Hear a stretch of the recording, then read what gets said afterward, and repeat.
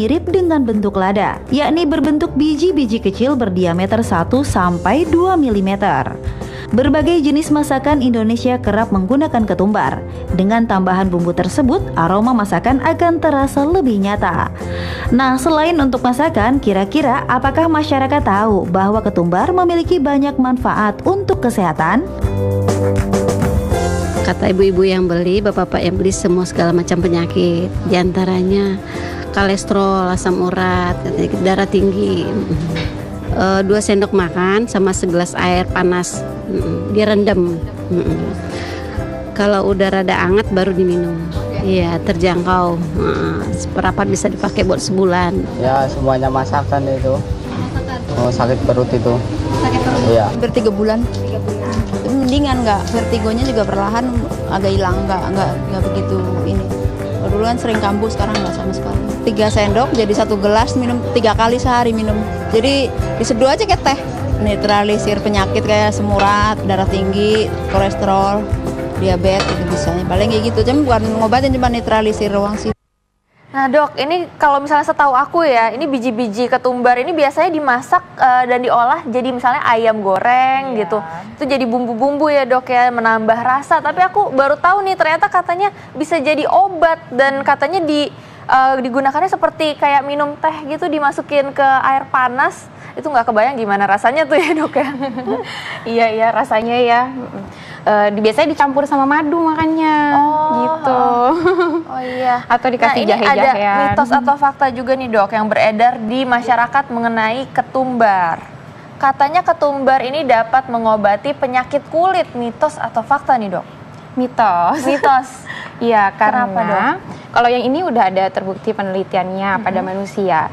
Tapi memang penelitiannya pada bayi yang kena ruam popok atau peradangan kulit.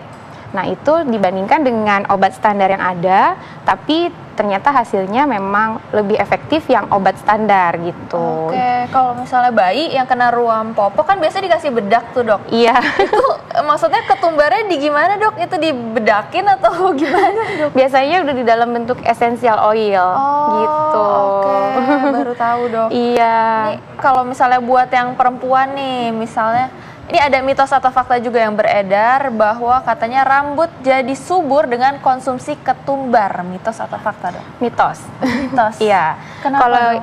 Kalau yang ini memang belum ada penelitiannya lebih lanjut kepada manusia. Jadi hanya pada baru di laboratorium memang terbukti ada essential oilnya yang bantu untuk menumbuhkan, menyuburkan rambut gitu ya. Tapi belum bisa dibilang fakta karena belum pada manusia ya. Oke.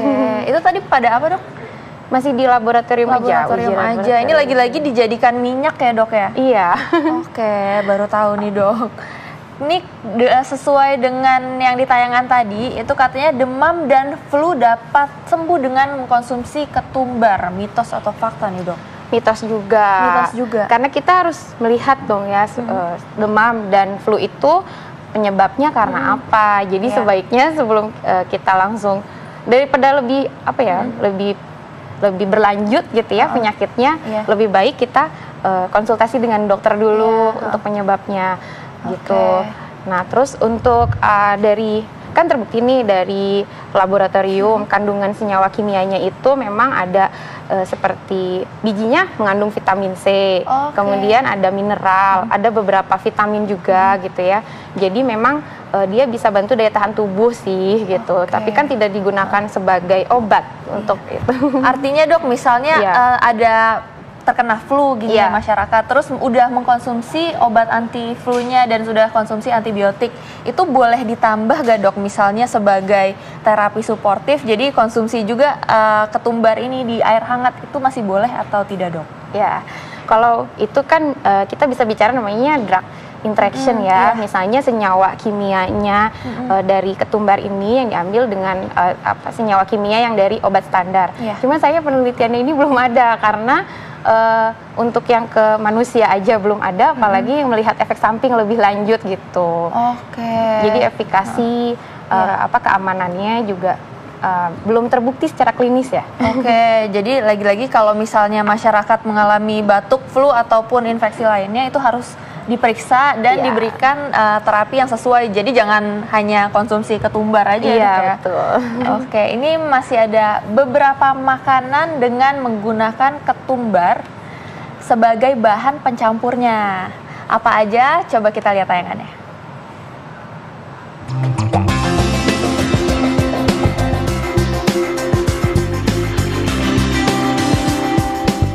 Ketumbar merupakan salah satu jenis rempah-rempah yang banyak digunakan oleh masyarakat luas, khususnya Asia.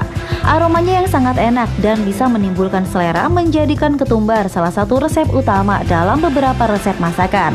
Apa saja masakan tersebut? Ini dia 4 makanan dengan ketumbar dari berbagai negara versi Ayo Hidup Sehat. Pertama adalah nasi biryani yang juga sering disebut dengan biryani atau kebuli. Makanan ini merupakan hidangan populer asal India dan Timur Tengah. Penampilan nasi biryani sekilas mirip seperti nasi goreng, tapi rasanya itu benar-benar berbeda. Penggunaan rempah-rempah dan ketumbar yang cukup banyak dalam sajian ini membuat rasanya begitu kuat, tercium oleh hidung dan terasa di lidah. Biasanya nasi biryani dihidangkan bersama daging kambing, ayam, ikan, atau hanya dengan sayuran saja.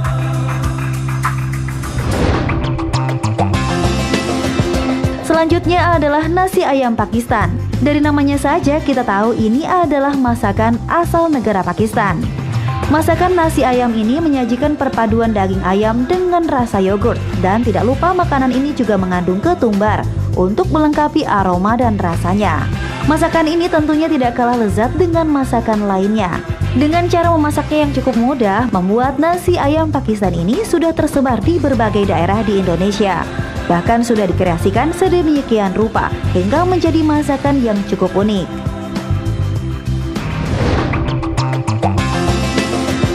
Berikutnya adalah gulai kambing. Gulai kambing merupakan masakan khas Timur Tengah dengan olahan daging kambing yang direbus dengan santan dan bumbu kari kuning. Biasanya gulai kambing dinikmati dengan roti canai khas Sumatera atau dengan nasi biasa. Masakan ini merupakan makanan yang bergizi tinggi, namun juga rawan untuk penderita kolesterol tinggi.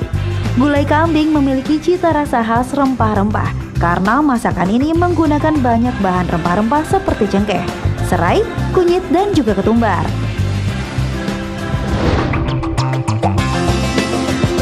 Dan terakhir di Indonesia, ketumbar biasa digunakan untuk memasak ayam goreng maupun ayam bakar. Ketumbar punya peran penting untuk masakan yang satu ini. Tanpa ketumbar, baik ayam goreng maupun ayam bakar tak akan nikmat rasanya karena aromanya yang kurang sedap. Kita bisa memasukkan ketumbar pada bumbu ulek yang akan digunakan untuk mengungkep atau membumbui ayamnya.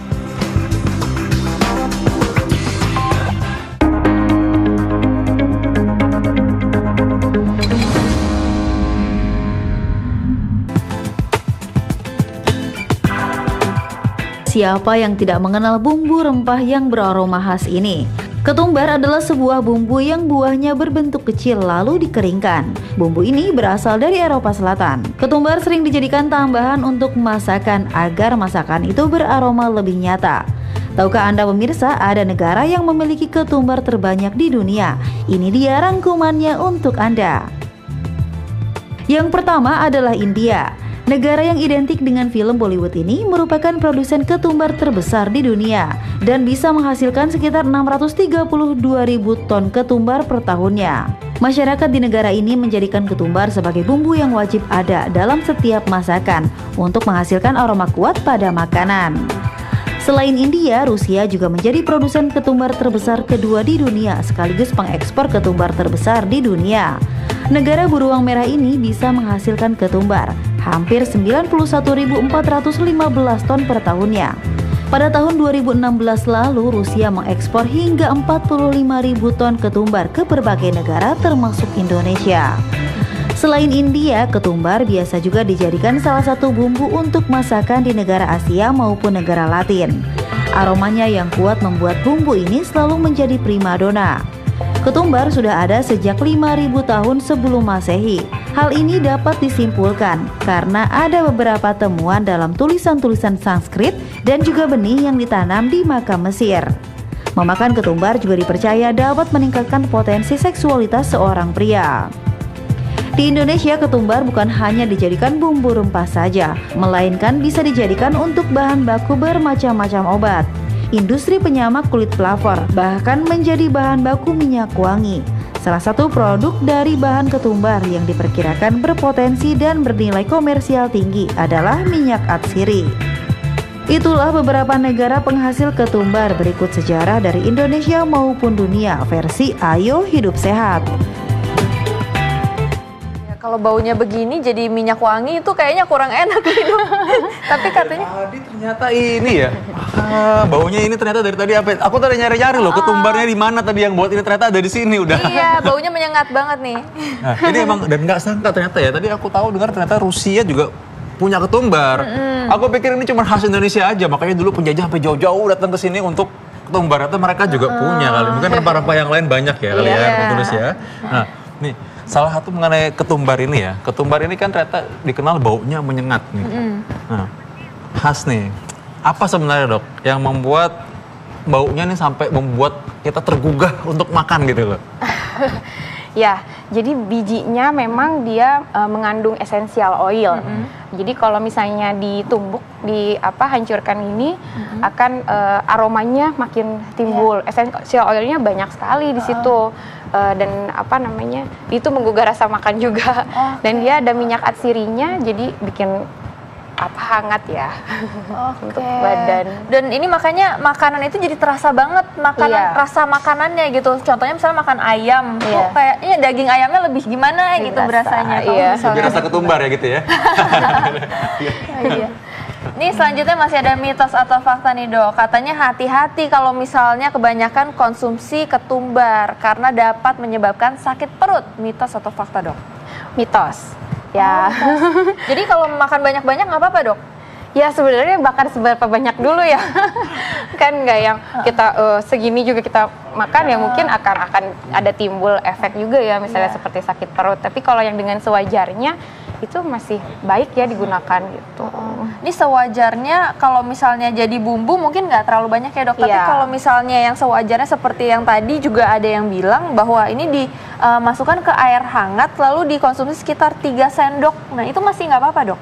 Ya, jadi kalau dari obat tradisional yang udah diturun-temurun gitu ya dari beberapa generasi, memang caranya seperti itu. Jadi diminum sebanyak sehari 3 kali. Dia 1 atau 2 sendok ketumbarnya direbus, air rebusannya itu yang diminum. Dan itu masih nggak apa-apa Dok? Ya, sebanyak itu. Ya, karena itu ternyata terbukti itu secara tradisional, tapi secara klinik kita belum bisa lihat efikasinya. Tapi yang penting aman ya, kalau mau boleh, kalau enggak juga sebenarnya sih nggak terlalu ngefek gitu ya. Yang penting jangan dicemil-cemil gitu sebagai cemilan. Ya, tadi ngomong-ngomong nih, selanjutnya nih mengenai tadi udah ngomong mengenai ada yang suka ngerebus air. Nah katanya ini ngerebus air dengan ketumbar ini punya manfaat untuk mata menjadi sehat. Mitos atau fakta? Ya, menjaga mata sehat fakta dong ya, karena kan menjaga bukan untuk mengobati penyakit mata, karena dari bijinya si ketumbar itu dia mengandung vitamin A. Fakta dong ya. Fakta ya, okay. menjaga, hanya menjaga, bukan untuk mengobati dan sebagai pengganti obat. Iya. Vitamin A-nya kandungannya sendiri itu cukup besar atau gimana Dok? Kandungan vitamin A-nya ya memang berbeda-beda ya setiap tanaman herbal, misalnya di wortel ataupun di herbal yang lain gitu. Tapi di sini dibuktikan secara uji laboratorium dia ada vitamin A, beta karotin, vitamin C dan ada antioksidan gitu. Jadinya membantu menjaga kesehatan mata. Oke, agar matanya sehat nih harus konsumsi seginikah Dok atau misalnya cukup untuk dijadikan bumbu saja Dok? Kalau untuk itu untuk belum ada penelitiannya secara klinik untuk dia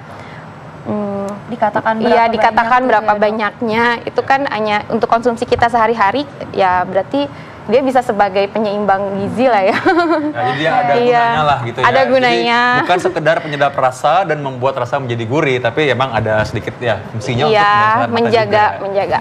Oke, ini bagus banget berarti ternyata. Cuma ngomong-ngomong nih Dok, katanya kalau misalnya ketumbar ini dapat menangkal beberapa jenis kanker. Ini mitos atau fakta Dok? Mitos kalau yang ini. Ya, karena dia belum ada pertama tadi penelitiannya secara uji klinik atau pada manusia. Jadi dia tidak bisa walaupun dia tidak bisa dibuktikan gitu ya secara klinis. Kandungan yang untuk antioksidannya atau anti karsinogeniknya dia belum masih di dalam laboratorium lah, belum dibuktikan. Mitos ya berarti ya? Ya karena beredar di masyarakat juga bahwa ini katanya punya anti kanker nih gitu ya, berarti mitos berarti. Iya. Oke, ya.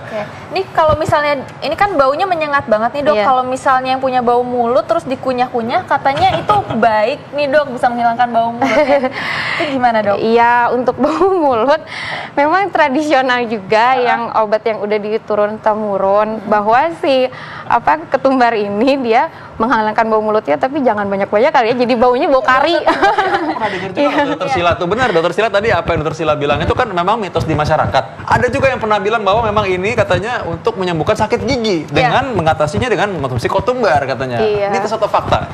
Mitos. Oh, mitos juga. Iya. Jadi orang-orang yang suka ngunyah-ngunyah ketumbar itu berarti nggak ngefek sebenarnya ya? Kan harus dilihat dulu dong penyebab sakit giginya itu karena apa? Bisa karena dia emang ada giginya bolong kah gitu ya, atau ada bakteri peradangannya disebabkan. Jadi lebih baik ke dokter gigi aja. Salah satu penyebabnya mungkin giginya juga bau mulut juga karena mungkin giginya ada yang busuk juga. Dan kalau diperparah dengan kita makan ketumbar, jangan-jangan nyampurnya baunya tambah busuk baunya ya dokter Sila. Oke, ini menarik banget dan selanjutnya kita masih punya mitos atau fakta lagi nih sekarang. Nah, katanya konsumsi ketumbar ini secara teratur dapat mengatasi radang sendi. Mitos atau fakta? Mitos. Mitos. Ya. oke. Kenapa dok? Ya, kalau ini saya udah baca dari beberapa penelitiannya. Jadi dia dibandingkan dengan obat standar, kemudian dilakukan pada manusia. Nah, terus ternyata tetap lebih efektif yang obat standar itu. Jadi tidak bisa menggantikan ya obat standar. Nah, bagaimana kalau dipakai sebagai tambahan saja misalnya? Dia minum obat juga, tapi ini meringankan juga nggak? Gitu? Meringankan. Boleh aja karena belum ada penelitiannya tadi untuk yang dia interaksi obatnya senyawa kandungan kimia tertentunya yang ada di dalam biji dengan senyawa yang obat standar itu gitu. Nah, sudah terjawab ya pemirsa semua ya bahwa tadi itu ternyata belum ada penelitian yang bisa menjadikan ini sebagai fakta ya. Ya. Oke, ini terakhir nih, mitos atau fakta nih dok, katanya kalau nyeri haid dapat reda dengan mengkonsumsi ketumbar ini secara teratur dok. Ini mitos atau fakta? Mitos. Mitos. Iya, ya tentunya dengan nyeri haid itu kan berarti harus dilihat juga ya nyeri haidnya karena apa. Dikonsulkan dulu lah ke dokter gitu ya. Nah, untuk penelitiannya sampai ke manusia juga sampai saat ini belum. Jadi ya tidak bisa dibilang fakta gitu. Oke, terakhir nih dok, ada gak tips-tips untuk masyarakat gimana caranya agar bisa mengkonsumsi ketumbar ini dengan baik dan tetap mendapatkan manfaatnya dok? Ya, jadi konsumsinya tidak berlebihan. Kemudian dari manfaat ketumbar ini ya dari yang masakan sih kita dapat sudah cukup ya gitu. Kalaupun kita mengkonsumsi minyak esensialnya itu pun yang tidak berlebihan ya tentunya dan tidak dapat menggantikan obat standar gitu karena belum terbukti banyaknya secara klinis ya. Nah, yaudah, berarti kalau misalkan ada punya penyakit segera dicari penyebabnya apa, jangan langsung mengobati diri sendiri apalagi dengan mungkin barang-barang yang belum jelas nih apa pengobatannya. Tapi intinya ketumbar sih tetap enak kok buat dikonsumsi. Jadi jangan khawatir ya. Iya, nggak bahaya. Buat makanan, buku penyedap enak banget. Tapi bukan buat obat. Bukan buat obat. Terima kasih, Dr. Tulus Iya, ya. sama-sama.